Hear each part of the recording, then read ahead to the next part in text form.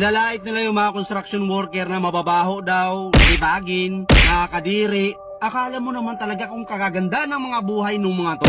Ang lakas manlait ng kapwa. Anong masama sa pagiging construction worker? Construction worker ka man o anumang trabaho mo, basta hindi ka nagnanakaw, marangal na trabaho yan. Ang hindi lang marangal, itong utak ng mga taong to na walang ibang laman kundi ang manlait ng kapwa na akala mo naman talaga ang gaganda ng mga buhay. Pati mukha, di ba? Kala mo kung sino maganda yung mga babae dyan? Hindi ko na lang ipangano dito yung mga mukha eh. Baka mamaya magsipagpalagan, mag-iyakan naman yung mga yan. Yung mga babaeng diring-diri sa mga construction worker na lagi na lang pinopost sa TikTok, kahit dito sa Facebook, na pass sa mga construction boy.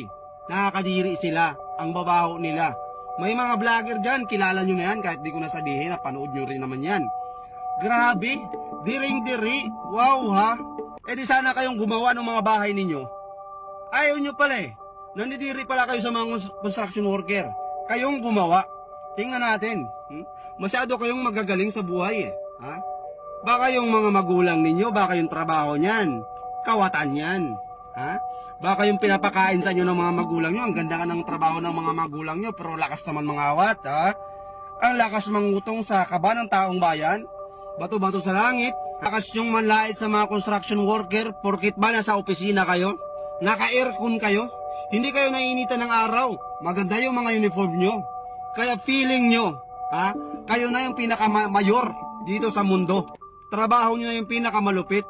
Lakas yung malait sa mga construction worker. Baka nga, sagad kayo sa utang eh. Ha? Baka yung ATM nyo nakasangla. Tapos lait kayo ng lait sa mga construction worker. Ang mahirap nyan, mas malaki pa yung sahod ng mga construction worker kaysa sa inyo. Yun yung katotohanan. Yung mga construction worker na yan, pag skill ka, mason ka, karpintero ka, magkano yung mga arawan ng mga yan? Nangungontrata pa yan. May sideline pa yan. Ikaw, tingnan nyo muna yung mga sarili ninyo. Baka nga hindi nyo kayang buhayin yung mga sarili ninyo eh. Tapos ang lakas nyo ng manlait ng trabaho ng iba. Baka nga palamunin pa kayo sa bahay ninyo.